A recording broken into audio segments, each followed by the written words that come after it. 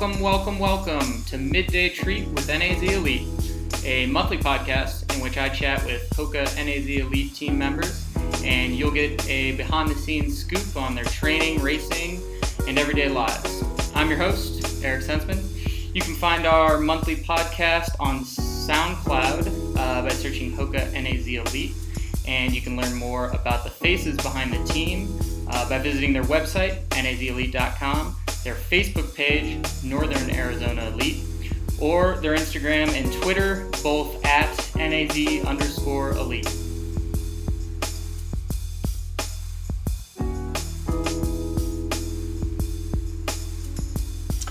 All right, welcome to this episode of HOKA Midday Treat with NAZ Elite.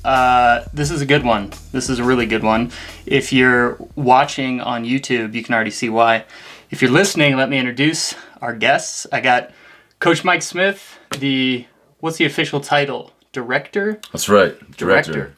Of cross country and track at NAU, Northern Arizona.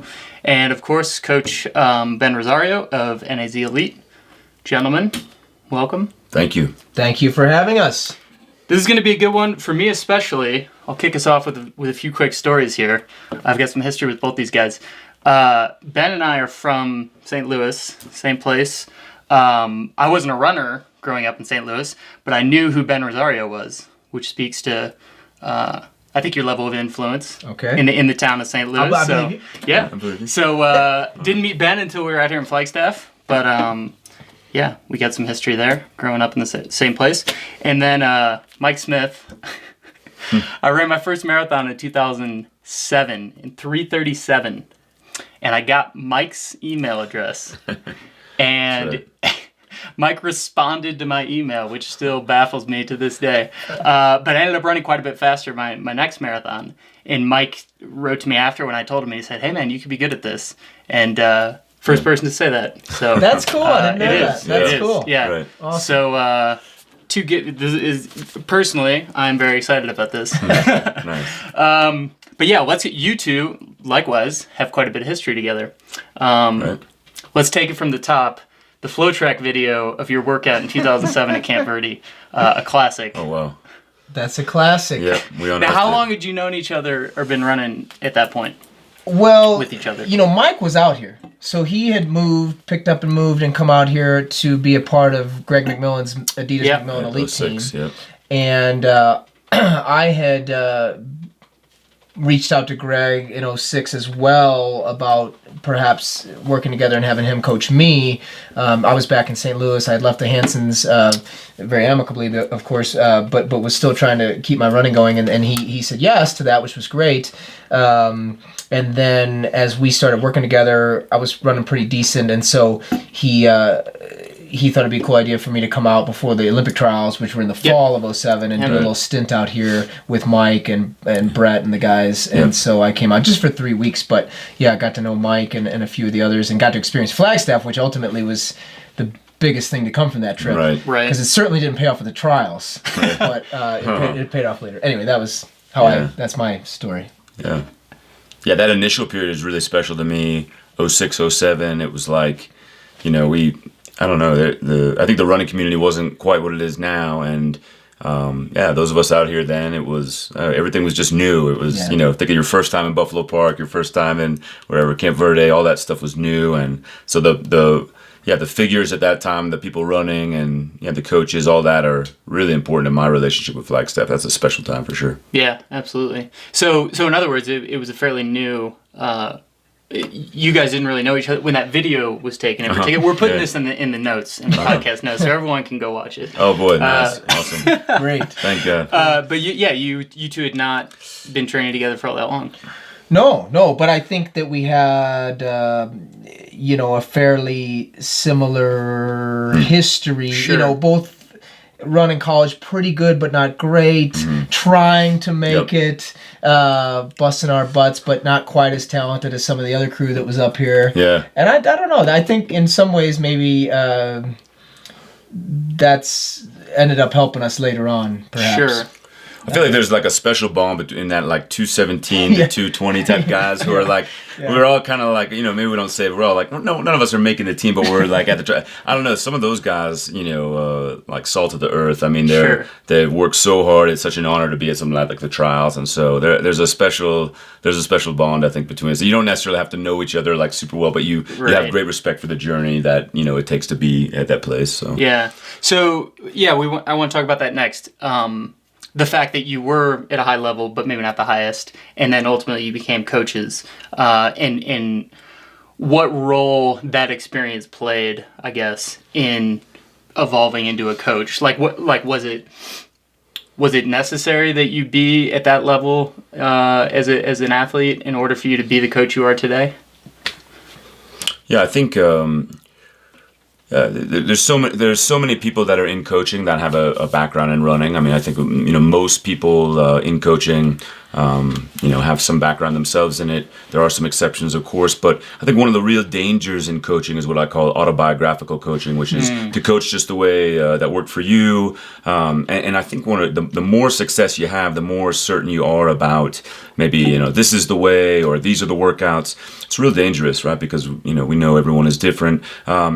I think when you're an athlete that's had some frustrations or you've, maybe had cycles with injury or just tried some things that didn't work, there's great empathy for the process. And I think that's really important. And, I think your question alludes to that. There's some success, but maybe it's not doesn't completely click all the way. And so you become a problem solver and you look at athletes. I think when you transition to coaching, you look at athletes that way. Sure. Yeah, I think you're able to deal with the highs and lows because ultimately... certainly you had lows, because obviously you didn't get to the level that you wanted to. Sure. So you do have empathy, as Mike says, in that way. I also think, I have great respect for the people that, let's say, the small percentage that didn't coach or didn't run. Yeah. I don't know how they do it because a lot, even though I'm in agreement with Mike 100% that you can't coach just based on what you did, but you do use your experiences, and so you were. I mean, I think it helps me anyway to have been just good enough that I at least know how they recover from certain things. The emotional drain that a race takes. Yep. Why you need an extra day after a certain workout just because of what it does to your body and your mind and those kind of little things that I just don't know how you would know them if you hadn't experienced them. Right. So in that sense, I think it helps for sure. Mm-hmm. You both alluded to this, but the mental side of the sport, I mean, arguably maybe the most important. You've got to train well, but having the right headspace and how important that is for racing well.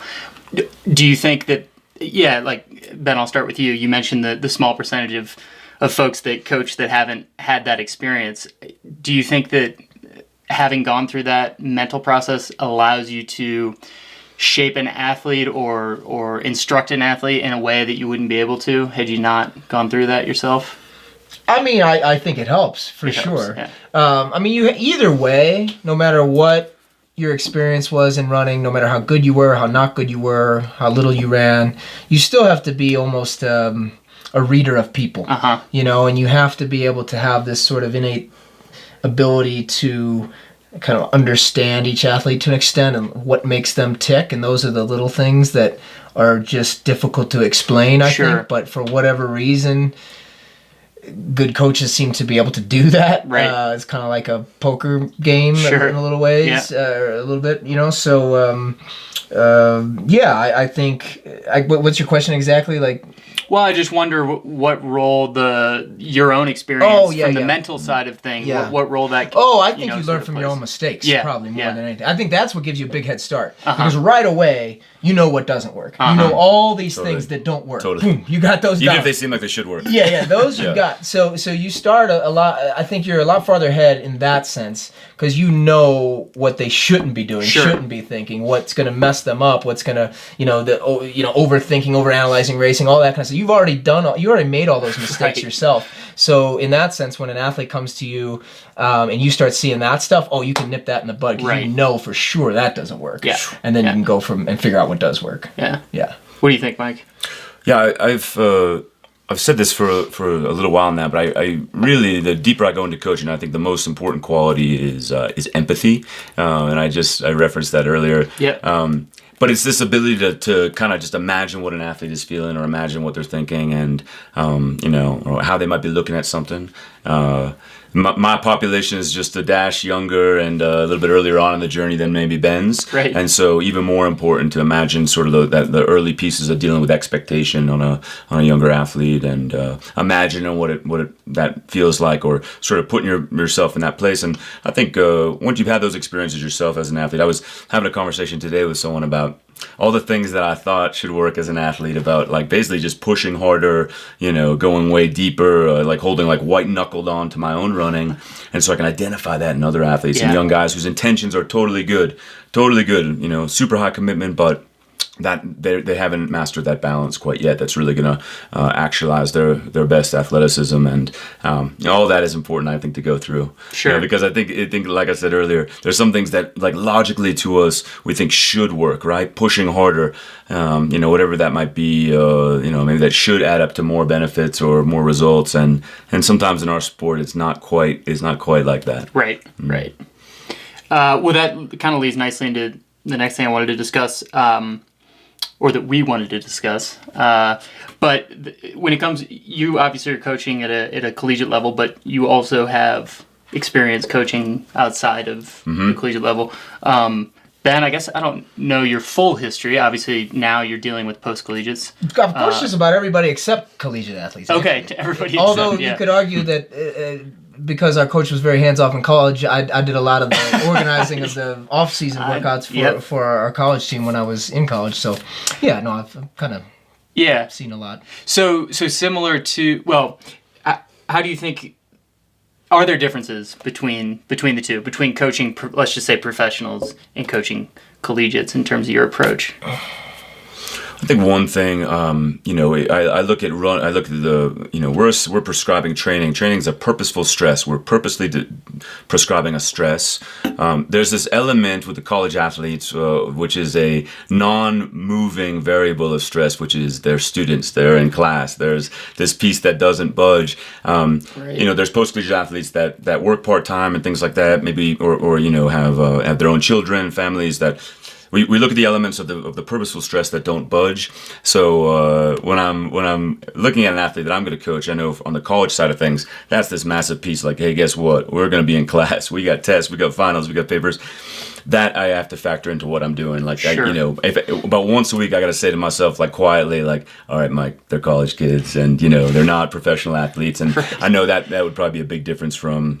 Maybe what we're working with here. And like I said earlier, they're just, an 18-year-old is going to make some 18-year-old mistakes that we hope by the time I send them off to Ben's group that they've learned from those mistakes, and they got to make 24-year-old mistakes, right? Yeah, that's right. That's right. Yeah, I mean, I'm probably better served for the older athletes. I'm probably a little less empathetic than Mike and a little more pragmatic, and I like working with adults. I like working with people that are mature, sure, and don't need a lot of rah-rah, because that's just not me. And you gotta work with people that you can't really be 13 different people, right? You can only be you. Sure. And so you gotta kind of figure out who you are first, and then figure out what kind of people are going to work with you, and that's a process over time to figure that out. But no, I there are some advantages to working with pros because they're a little farther along in life. They're a little more mature typically on the whole. Everybody makes mistakes, but they're going to make probably a few less, than the younger athletes. But then there's other stressors too. There's money involved that's not involved at the collegiate level. So there's business decisions you have to make that are a part of things, and that's a stress. Yeah, sure. I think part of my job is to make it as little, to make that stress as little as possible. But there's just differences. But I think one thing that Mike's fortunate, obviously, as I'm sure he would admit, he works with a very high level program. Mm-hmm. Absolutely. So it's a lot. I think it's a lot closer, to working with professional athletes than it is at say a developing school that's their program's not at the level that Mike's is, and you got to deal with a whole other thing then because you got to deal with motivation. Where these people are a little more motivated coming in. Totally. Sure. Yeah, I would say on the whole. Yeah. Yeah, absolutely. And then even one level down from that, you got in high school coaches, they've got people that they actually don't even want to run in the first place. They just sign up to right. Yeah. So I think at every level, there's differences there. So if we make it a little more tangible, let's say you take one of your ladies and she's going to run the Stanford. Run at Stanford, run the 10K, and you've got one of your ladies who you're going to put in that same race, right? Do you see a difference in terms of approach to racing style just in virtue of the one being in college and the one being a pro? Or is that more of like a case-by-case basis? It really just depends who it is. That's interesting. Well, one thing is the NCAA calendar is fixed. And so everybody's getting ready for the same thing. So when you go into a big race and you're racing collegians and you're a collegian, kind of what fitness everybody is in or should be in, and kind of where they're at in their season. Whereas, if I send someone to the Stanford Invite at the end of March, we may not be fit yet. I don't know. It could serve a different purpose. For them, it's always probably going to be hit the regional qualifying mark, right? And then it's very fixed. But we're able to choose what we want to get ready for a little bit more, except I guess in an Olympic year. Yeah. So it is case by case. It depends on what we're getting ready for, and I mean they're the same way because sometimes collegians go into a race like that. And they just want to run as fast as they can. Other times they just want to get a mark. I mean, you could speak to that. But no, absolutely. I would agree. I think Ben nailed it. That's the biggest thing is that fixed calendar. And there's certainly elements of that in pro running. Hey, USA's is here or the trials are here and that's not moving. For us, one of the things I work through constantly is I got kids giving themselves a hard time because, hey, they had an interruption or they're banged up or you got sick or something like that. And they're a few weeks behind, whereas if we could just remove the calendar, they'd feel totally fine about it. It's just that, regionals is this date, and that's what's stressing them out. I think early on in the journey, another piece is just you're looking at just first-time exposures. I mean, honestly, like a freshman, we're going to take to Stanford for the first time. It's going to be like, just we want to expose them to it, and then eventually stabilize, that platform to, produce actual performances that are aligned with what they can do. But at first, some of these guys, it's like the first year of the NCAA cross country is just let's get our feet in the water, and hopefully by the time they get to the professional ranks, they've had those exposures. Although I guess you could say Europe and some things like that would maybe be similar first time exposures. Yeah, so it's what I took from that is it's sort of as a coach you can't take any race in isolation. So it's all context. Right. All context. There are a lot of relevant variables surrounding it that you got to take into account. I agree. Yeah. Well, let's talk more about team culture, building a team. You obviously, again, being at the college level, being at the professional level. Well, I suppose you both have choices in terms of who you're bringing in or how you want to develop that team culture.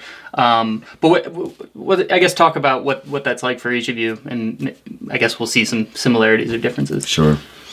Yeah, I think that's the most important part of teams.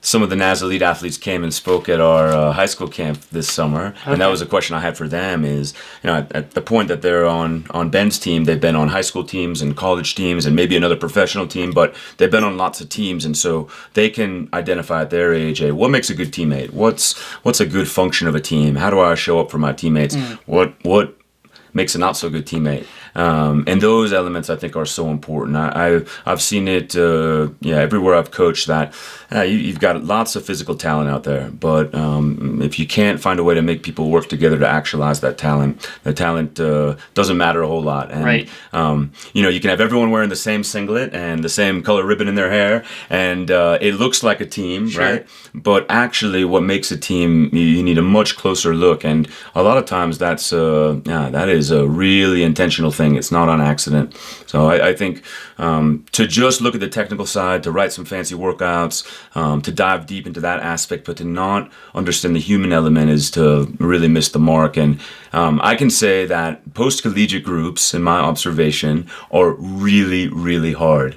And what Ben's doing here in Flagstaff, starting from where he did, it's a real testament to diving deep into this side of things. It has to be, otherwise it just doesn't function. Sure. You can't have success. And I think there's lots of people with the idea that, hey, no problem, we'll get a bunch of professional athletes together and pull this off. And I got to tell you, it is just not like that. Not like that. So. Yeah, we talk about it all the time. And so I'm very aware of it, of the need for, and I understand there's going to be ebbs and flows, but you spoke about picking who comes in. That's Sure. part of it. That's part of my job, is to identify who's going to be a fit culture-wise before they ever even get here. Right. And that's why we're flying them out for a visit and letting them spend a couple of days with us, and letting them meet the group, and then I'm going to talk to the group about them, and see sure. if they fit, and see if, you got to trust these people. You got to give them, it's like running a business. You got to give some ownership to Sure. the employees, Sure. if you will. Yeah. And I really take what they have to say to heart, and the farther along we go, the more our culture has sort of been identified. Yeah. And it's been an organic process. Sure. It wasn't me saying this is how it has to be. It was like, okay, this is kind of how it's gelling over time. And now I think we have a much better idea maybe than a couple of years ago about what type of athlete personality-wise is going to fit in. Sure. And everybody doesn't have to be best friends, but... And these things are so cliche, but you've got to be positive. You got to be you got to be able to be positive at work. Sure. At practice. Yeah. You have to be truly selfless. Not. You have to be selfish because it's a selfish endeavor, but you have to have some level of selflessness as well. You have to be okay with getting your butt kicked and almost happy for the other person, right? Genuinely, not just in words. And then collectively, you have to really buy into this thing. You have to really feel, like he said, the jersey. I always think this about really good teams at all kinds of levels in all kinds of sports. That has to mean something, to put that on. And there's so many things that go into it, and it has to be natural. Putting on that jersey and having it mean something is not what the jersey says. It's what went in. What goes into the team, Sure. The friendships and the hours you spend together and the time you spend together out on the roads and in the weight room and everything else, that has to create this sense of belonging that when you put that on, it's for more than just you. Right. That's ultimately what you're trying to do in a culture. You're trying to create a situation where the individual members of this team feel a real part of a collective group and a movement. Sure. I feel like they're a part of something. Do you think it's necessary that an athlete on a team believe that they would not be excelling as much as they are if not for the greater group? Like, do you think that they have to buy into this idea that, like, I'm doing as well as I am and you're doing as well as you are, et cetera, because of, in part, this group that we've formed and the training around it and the camaraderie and the culture and everything else? Is that something, I guess, you think about consciously as a coach? Like, I want to try to get my athletes on that page. Is that important? I look at it as, to me, it's helpful for the coach to believe that, for the athlete to see it, to trust it. And I think way beyond sport, the human evolved in tribal society by depending on each other through physical distress, through suffering, through lots of hard things. There's a fabulous book, Tribe, by Sebastian Junger, which is the study of how people actually thrive in war zones and thrive in distress by relying on each other, how that actually cultivates relationship. And if you sum up distance running as, this is a whole bunch of hard work. This is a bunch of purposeful physical stress. There's isolation that doesn't budge in it some ways, in way bigger than just a group or a team in the Flagstaff community. One of my favorite things when you mentioned that time of 06, 07 was people kind of relying on each other, people counting on each other, people, finding ways to help each other out. And Sure. I think when you reveal that to the athlete, that it's quite possible that our competition is actually within ourselves, and we do it alongside each other. It's me versus me, you versus you, and you versus you in the presence of each other versus us against each other. When you show them that's possible, you give them the opportunity to thrive, and I think a coach has to believe that as well. And so a coach that doesn't necessarily believe that, I would just encourage to kind of dig deep and do some work in there. But not to say an athlete couldn't PR by training alone, but I really believe that we need this to kind of we need each other to pull the best out of ourselves in competition, in training partners, and certainly in culture. Yeah, makes sense. I guess what I was trying to ask you, Ben, was I can reform my question. I get it. Now that Mike's answered. I have an answer. You do, okay. Because I have said this to the athletes before, because I think it's important that, they don't come in and feel like I'm sitting here saying, hey, this is the exact right way to do everything. Sure. It's more, this is what I say to them, and this is the truth. Because at the level of athlete that we're bringing, look, they're all good. Mm-hmm. They're all good. And I believe 100% that they would be good if they went to X group or group Y or group Z. I really believe that. The question is, what group, what city, what community, what coach, what teammates collectively will give them that little extra 1%? That will make them happy outside of running, so that they can be their absolute 100% best. Sure. I think they would be good anywhere. Yeah. Is this the right place that can get them just that little bit of extra bump? And training is a part of it, of course. Coaching is a part of it. But so is the community, so is the town, so is the teammates. Yep. There's a lot that goes into it to just get that little extra 1%, because they're already pretty darn good. Yep. Yeah. That's how I see it. Yeah, that makes sense. So speaking of community, and obviously both your teams are based here in Flagstaff, you mentioned some of the NAZ elite folks speaking at your camp. Yeah.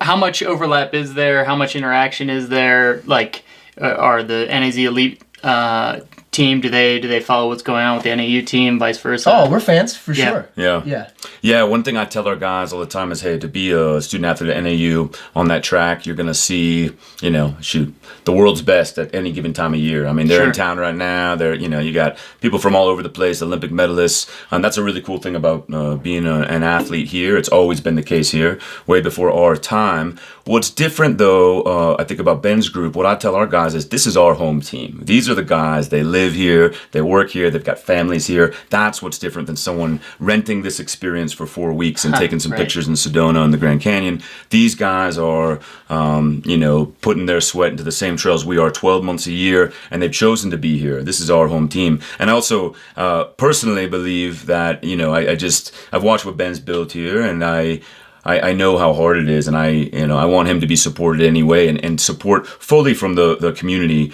from our local runners who aren't maybe competitive but still enjoy running, through our high school programs. And I look at NAU as just one piece of the pie of what makes that community, what it is. And so in the same way I support our local running store and said, hey, we need to keep these guys here. I want to see Ben's program just thriving and building, and 10 years from now, bigger and better than ever. And I think that we all got to be supporting each other. I know when I get a text from this guy congratulating us on something we did, it means a lot to me, more than someone 2,000 miles from here that just looked up the results, right? So. Yeah. No, we follow I think there is sort of,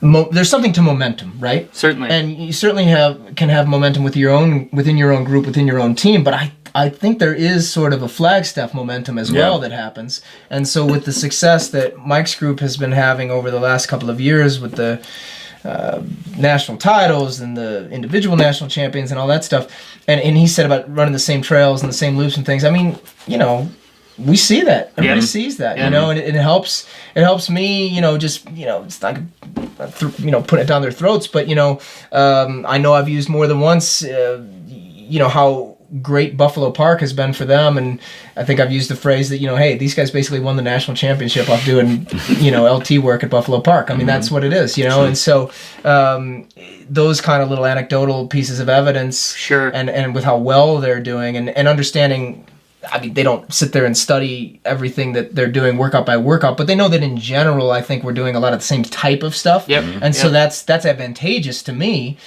because it helps our athletes just be that much more confident in what they're doing. And so much for an athlete, and you were kind of alluding to it, is just believing in what they're doing. So much of a part of it. Yeah. So. So you touched on this, Ben, just a minute ago about, well, sort of the type of athletes that come in here that you work with, but we were speaking more of like the team culture side of things.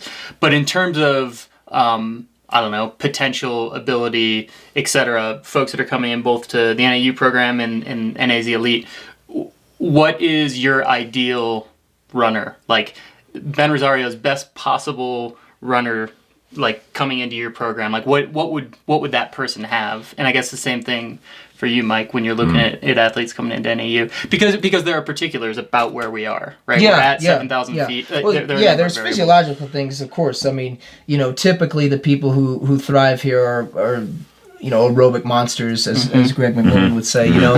They're people who are really, when you ask them what kind of workouts do you like, they say they love tempo runs, they love long runs. Right. Those are my favorite workouts. Okay, we're off to a good start, right? Because, for me, and Mike, I'm sure too, I believe in group training. I believe in making each other better. So if I'm bringing in 13 different types of athletes, then the group training ceases to exist because I have to give them 13 different workouts, Sure. I want people that can do the same type of stuff and thrive off it. So that's one thing, I guess. Now, if they're coming from sea level, you never know absolutely 100% certain with certainty that they're going to thrive at altitude. But if they're a certain type of athlete and they like certain types of things, in my experience, they tend to do very well up here. Yeah. I guess, they have to love the team aspect. Yeah. They have to, when I speak about the fact that we meet 6 days a week and we're in the weight room together and we're an actual team, we're not a group of individuals, they have to be excited about that. That has to appeal to them. Right. And when I talk to their coaches and their teammates and things back home, I need to hear things like, oh yeah, so-and-so was a leader on our team. Oh, so-and-so organized this, so-and-so organized. That's the kind of person that's going to do well in our group. And then, after that, there is some uncertainty. I mean, you have to take a leap of faith at some point. But I think those, for me anyway, the physiological stuff has to be there, and then the team culture piece has to be there, as well as we can figure it out anyway from their past history. What about you, Mike? What do you look for?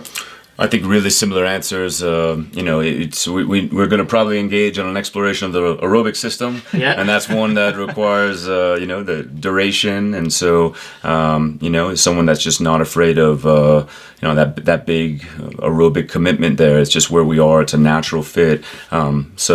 I'm going to probably ask questions that kind of allude to what I think that relationship is going to be. Another physiological piece, I guess, would be we're looking for how they interact with the ground, how they're moving. So much of college running is just a single question of can we keep you healthy or not? And sure. That is just a massive piece of what we're doing. So we're just trying to screen for interactions with the ground, how they're running, what they look like. Similar answer to what Ben just said. They got to be interested in team. And one of the variables in high school, they've been on teams, but it's not to say that that's going to tell you necessarily what it's going to be like. So many of these athletes we speak to, they were always in control. They were the best guy.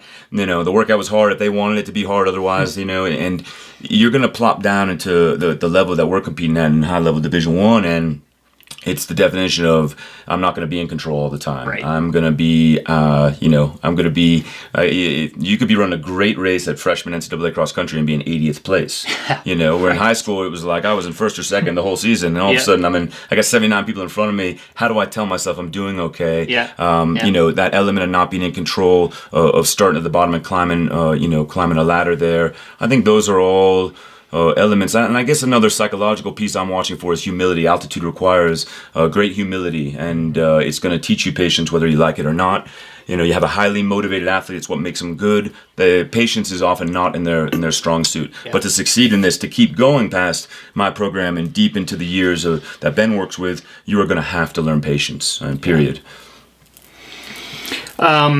So going into, well, we'll stick with this topic a little bit more, and then go into more training racing topics. You have had, so we were talking there largely about the sorts of folks that you would prefer to work with, or that would thrive here in your different programs. But of course, you've had cases where that doesn't happen, and people don't thrive, and sometimes they'll leave, or sometimes they'll struggle. How do you deal with that, and what do you is that a learning experience for you? Like, oh, this is what went wrong, so I know how to do things differently in the future, or what are those experiences like? Yeah, I mean, of course that happens, you know. I mean, you'd be naive to think that you're going to get along with I mean, that's one of the quicker you learn that lesson, the better. Yeah. Usually you don't learn it till you're an adult, but if you can learn it sooner, you'll be better off, which is that, look, not everybody's going to like you, and you're not going to like everybody, and that's okay. The world will move on. You know, I think that when you start a relationship with an athlete, you know, you got to be 100% open to making it work, and so do they, you know? And if it starts to not work, you know, for a variety of reasons, I think what happens is it kind of happens simultaneously in my experience is, you know, the athlete starts losing faith for some reason in some aspect of what we do, you know, because there's a lot of things you have to believe in if you want to be a part of our group. It's not just the training, it's not just me, it's not just your teammates, but it's the social media side and the business side that we believe in and things. And so if you start not believing in one or two of those aspects, it starts breaking down your belief in the system. And then, look, I'm a human being, so it starts dampening my enthusiasm for you. Sure. And then they feel that. And so it's just like, it's ugly, you know, because it starts going like, this is very hard to get out of that.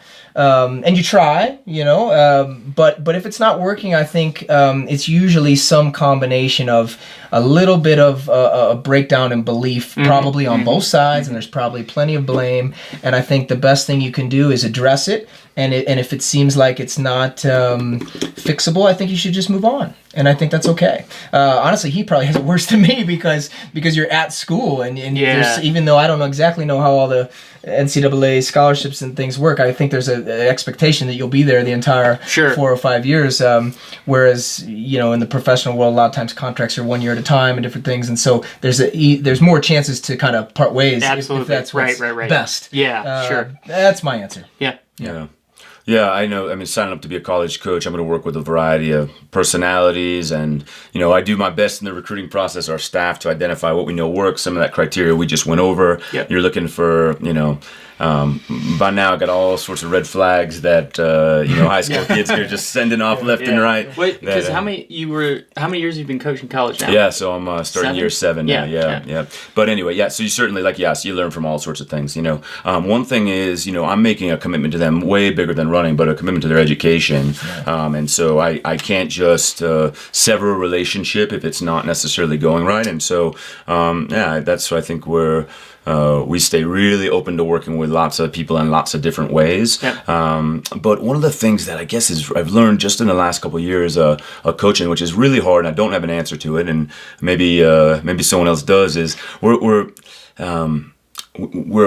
bringing people on board sometimes that are going to find out their own relationship with running under our watch, which a lot of times when you're really young, you can't quite differentiate between, is this something I really love, it's in my heart, or is this something I'm just good at, right? And that is a big thing for a young person to work through. You know, someone realizing a couple years into college, like, wait a second, I'm not really that into this. I've just been good at it for a long time. Yeah. And especially when you get a scholarship involved, we got to keep a commitment straight through that. And so I think a college coach that's going to be in this for the long haul has got to be open to those things. We're going to work with anyone. The place where we're not going to be able to work with someone is if I think that they're going to threaten something that we've built and we've invested lots of time into. And that sort of takes me into a different category. If I think you're going to hold your teammates back or somehow hurt our group or hurt our culture in some way, we take that into a level of concern that, you know, may not necessarily have us working together. But I think that's pretty rare if we're doing a good job of the vetting process initially. Sure.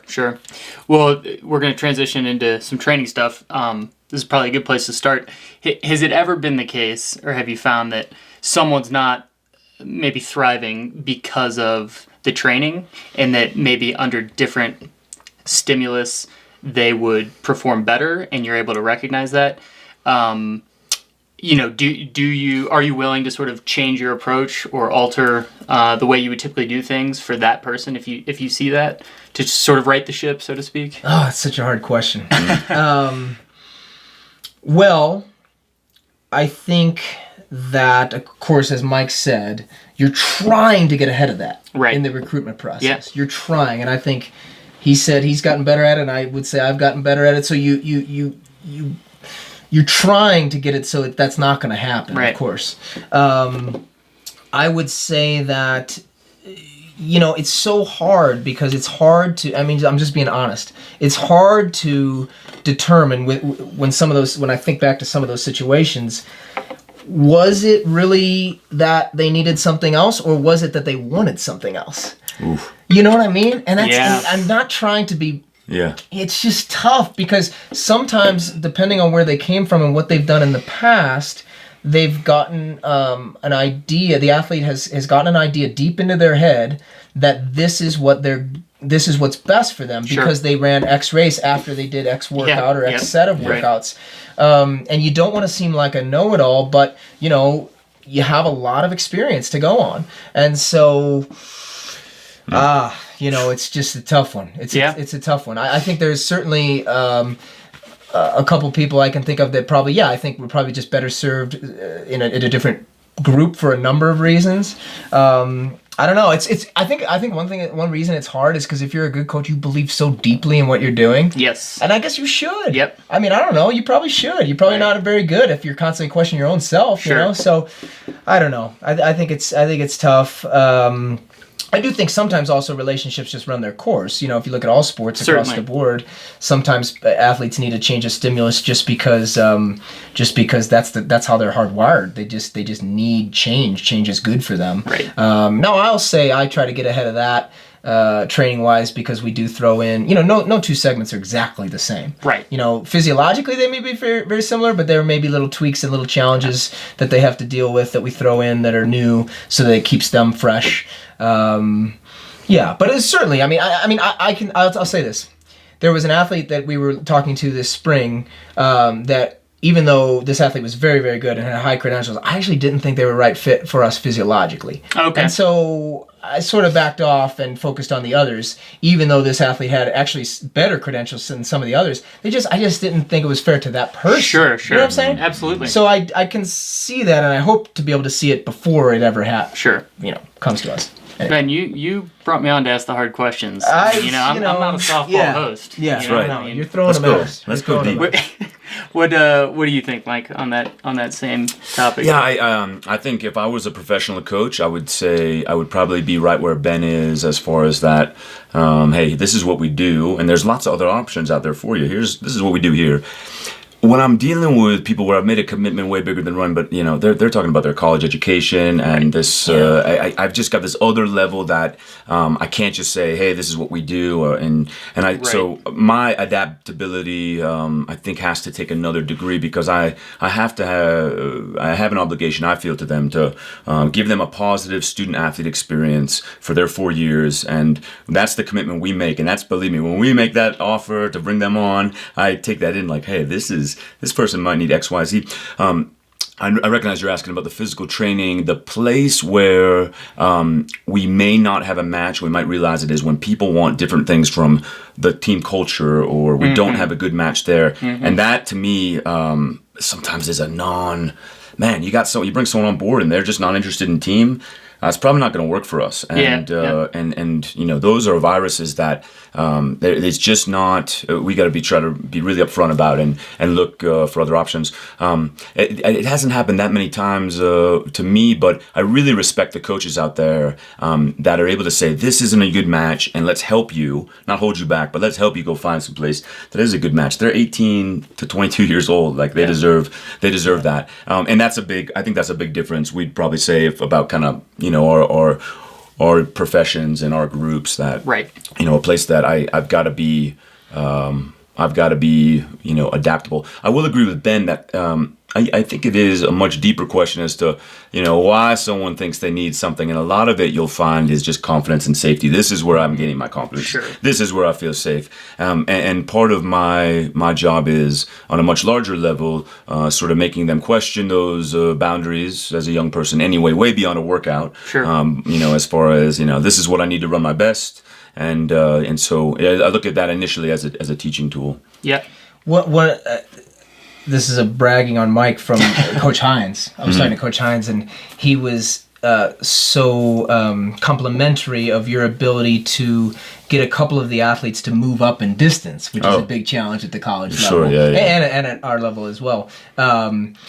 By sort of making it seem like it was their idea. Totally, absolutely. Like that's a big key, is because giving away all my secrets. I was going to say, being outed a lot of athletes, well, they're very confident people, which you want. You want them to be very confident. So you've got to make it so they're the ones making this choice. I think that's hard to do, but it's very successful. Yep. If it was their choice, then they're all in on it. Totally. And that's where, when I go back to empathy, empathy isn't just like, oh, I feel so bad for you. Empathy is like, okay, this person's resistant to this because it's totally scary to them. Yeah. Right? This person's, I'm asking them to play left-handed or something. It's totally, they're not confident. So that's where I think you go into, okay, this is how this person's feeling. How do I make this not so scary? How do I make it safe? How do I, to be really frank, how do I doctor situations? Yeah. How do I doctor scenarios? Yeah. So we begin to build this confidence, right? To trust it. I mean, hey, I can get someone to move up the distance. How do I get them to commit to the middle laps, right? So how do I come up with workouts or race scenarios? So much of my job is like, I'm giving away my secrets. My athletes are watching this, but it's like coming up with like almost like fake situations. So then you're kind of pushing, okay, I can trust this. I can put my full weight on it right now. And then I go forward. It's a big part of working with young people for sure. Yeah. Or, running across the board, I think, right? Sure. Let's talk about training in Flagstaff. We've talked about the elevation and the role that plays. The short story is you have to run slower sometimes. I know, in particular with you, I've heard you talk in interviews about, we go run this pace at Buffalo Park, and it seems, to other people, they're not running very fast. I think probably similar with you, Ben. Right. And I guess if you could both just speak to that from coaches who have been very, very successful training people in Flagstaff, how important is that? You mean the recovery piece? Yeah, the recovery piece, but even the workouts themselves, just understanding right? how to... you might be running, 10, 15 seconds slower than what they think they should, what the athlete thinks they might be able to run, or what they should be running, for example. Well, I'm very fortunate in that we have a lot of really accomplished veteran athletes on the team who have these long lists of credentials. And so when you come in as a young athlete straight out of college, I mean, you're obviously going to follow these people. Yeah, so right. If these That's a good people point. are running very slowly on their easy runs, they must know what they're doing. They've won national titles, et cetera, et cetera, et cetera. So that I've got pretty easy. Getting them to understand the harder paces and how they're also going to be much slower. I mean, it can be a little bit of a challenge, but it seems to not take that long before they're kind of indoctrinated into that Flagstaff pace chart, if you will, without actually showing them the chart. Sure. And they just start to understand what the different times mean. Right. And they understand that they're fit, and it just becomes part of the vernacular. Okay. It is in my experience. Yeah. I mean, I actually consciously try not to go overboard with constantly telling them what the sea level equivalent is. I think that's a dangerous road to go down because then you're constantly having to deal with that and asking about that and et cetera. And I think there can be a little bit of a bigger range up here, and you're still getting such a big benefit. So I don't want to always be comparing it to sea level. Sure. I guess that's my answer is, as quickly as possible, trying to get them to understand that, hey, it's just way different up here. Recovery runs have to be way slower. Your paces on hard stuff are going to be slower, and you'll get used to it. Basically. I don't know. Yeah, I think it's a great question. It's probably the biggest learning curve for our athletes.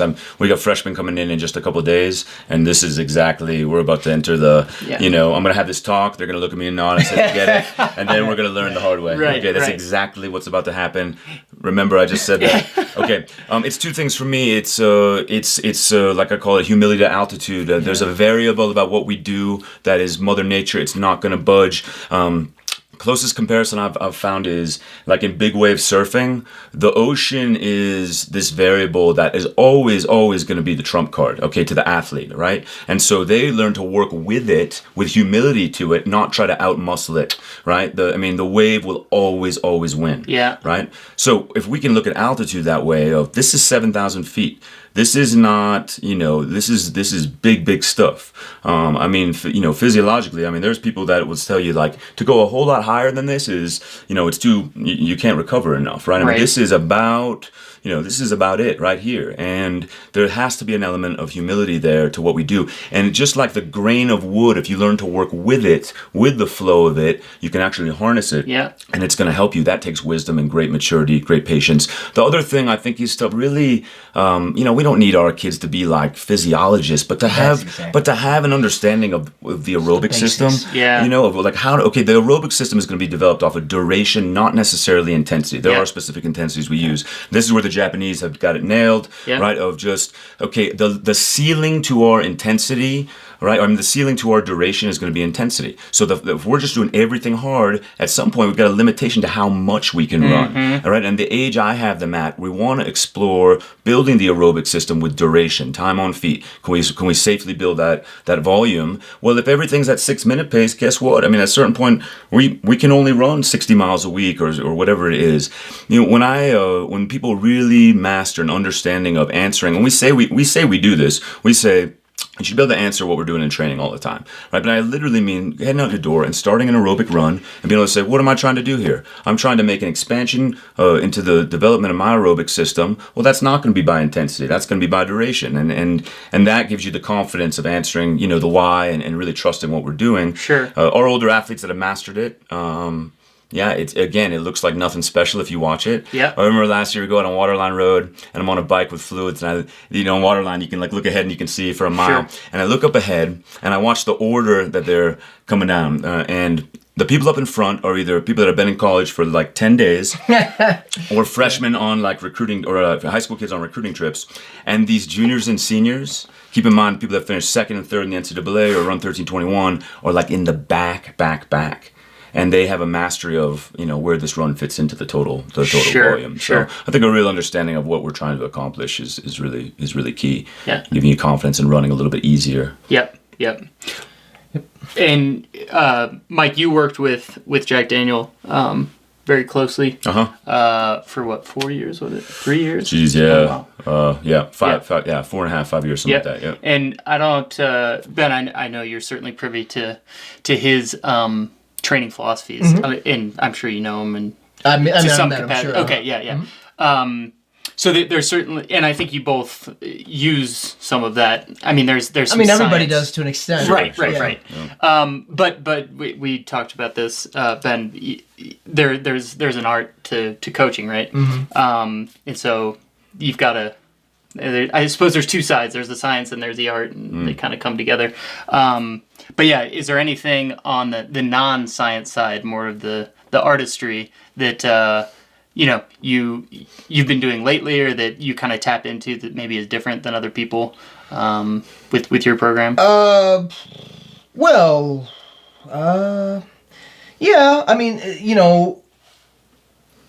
of the things that Mike was talking about, just throwing little tweaks into workouts that, yes, there is a physiological effect to what you're doing. Right.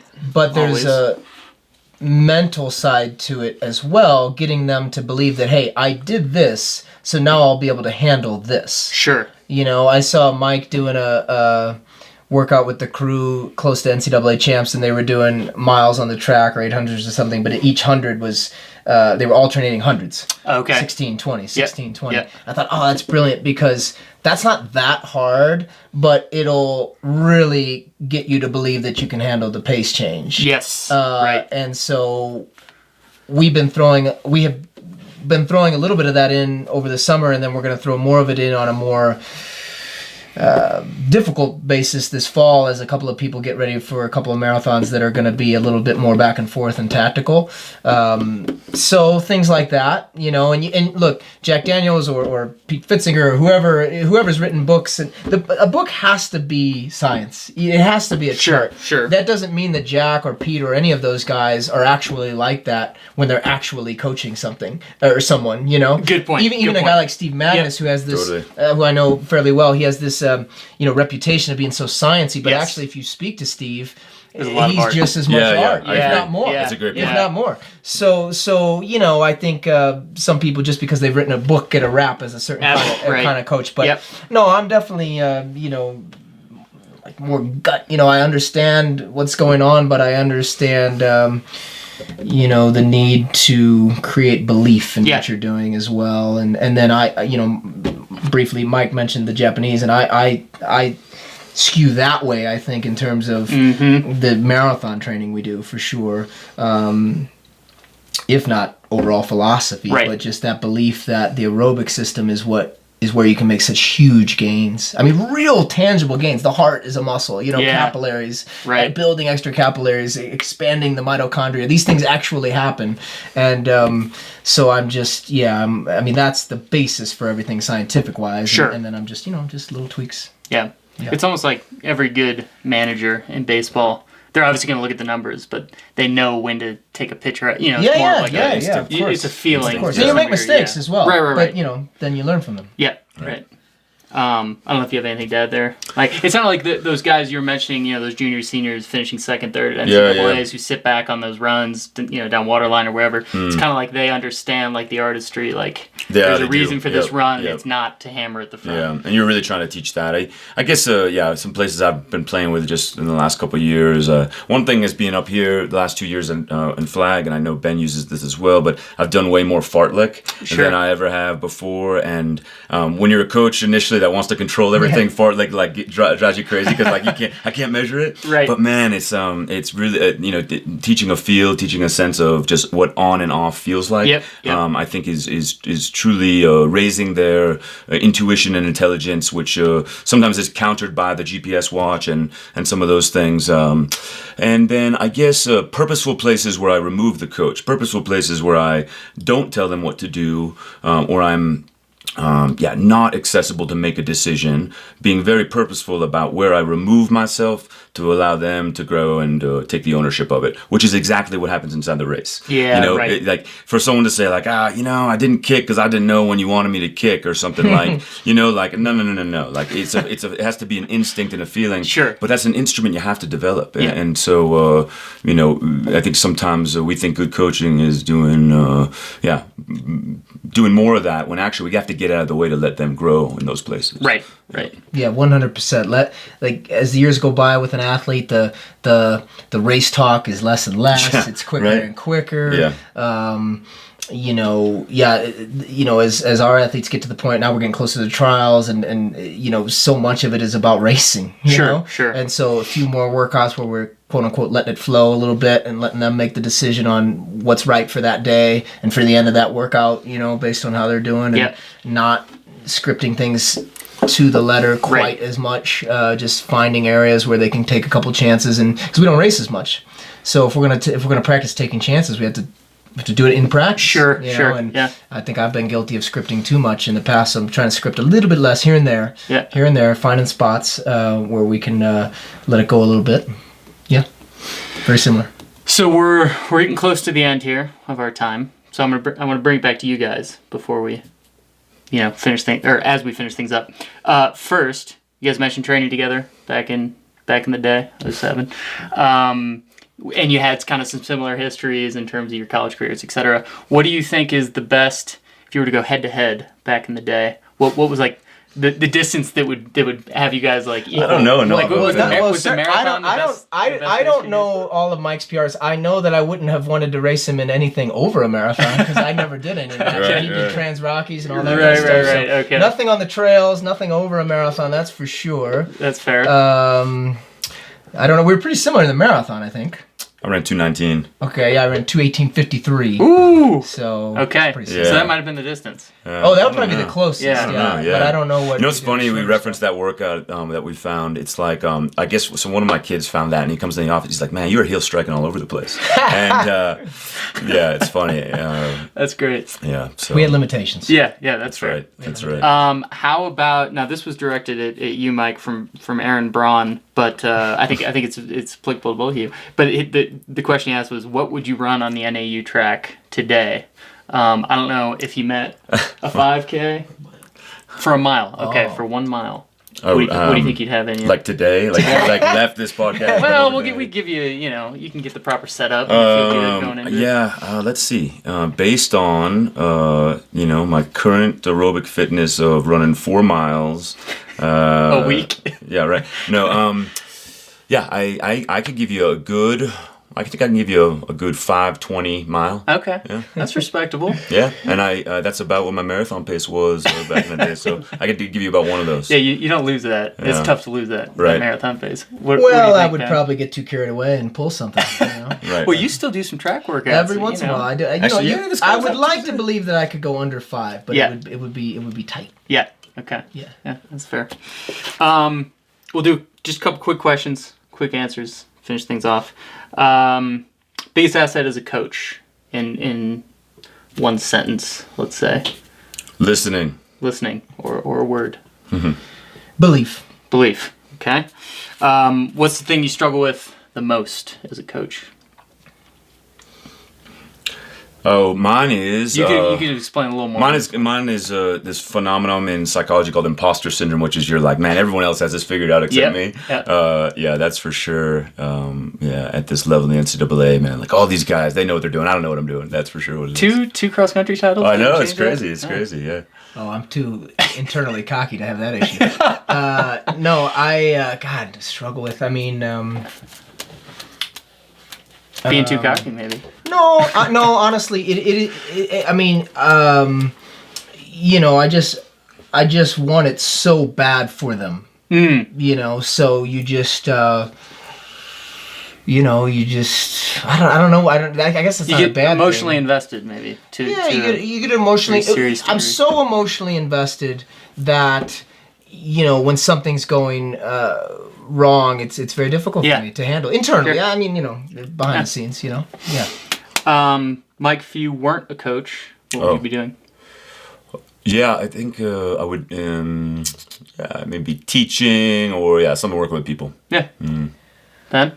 Yeah, something, well, I mean, I had a retail business before. That's true. I don't think I'd do another retail business, but I'm entrepreneurial in nature, Sure. so I would probably start a business of some kind, a brand. I feel like I can build a brand, so something in that realm, but certainly working for myself, Sure. I think, yeah.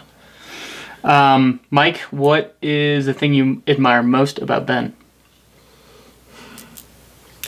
Tough questions, Mike. Yeah, no, I know what it is. I'm trying to think of how to say it shortly. Vision and commitment to vision. I mean,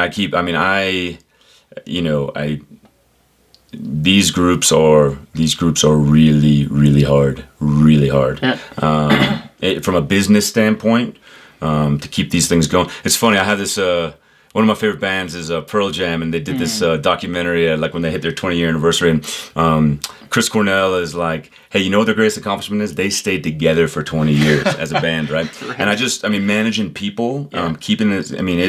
This stuff is hard, and we're similar ages. When Ben started this group, I was like, "Wow, that is no joke." And to sort of see him where he is now, with a vision, a commitment to it, the support they have, the fun those guys are having. I don't know. It's really, really inspiring. And Ben, with Mike, thing you admire most? Well, Mike is able to bring the energy always, which I do know what that's like because I had to live that life back in St. Louis. And I remember when I left St. Louis, like specifically wanting to not live that life again. It's so hard to be sort of the centerpiece of the running community in a certain town, And Mike is able to continue to do that even as he gets older, which is amazing to me, Yeah.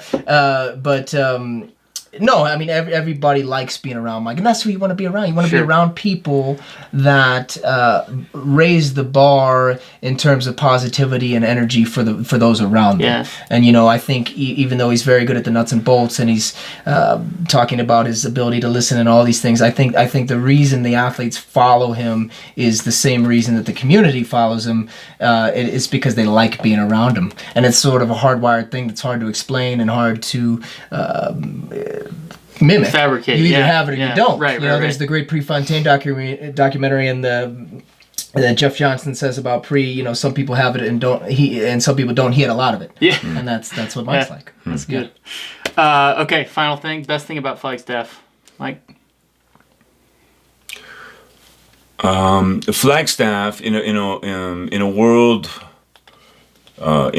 that makes it, I think, increasingly hard to find the voice that's yours and to live a life that honors yourself. Flagstaff is a place, I think, that if you allow it, it really will hold the space for you to find out who you are, way beyond. This has nothing to do with running, but Flagstaff is the type of space that allows you to really find out who you are, not who necessarily the world is asking you to be, or you think your parents are asking you to be, or you should be. But Flagstaff is a place that will allow you to really find yourself and honor yourself, and I think that that's not everywhere. I think that's one of the most special things about this place. Yeah, very well said.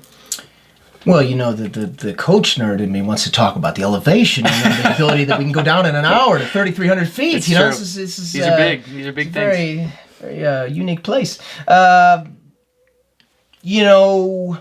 It's, to me anyway, having lived other places, it's the perfect blend of action. It's not a big city where you're overwhelmed, but it's not so small that Sure. you're bored.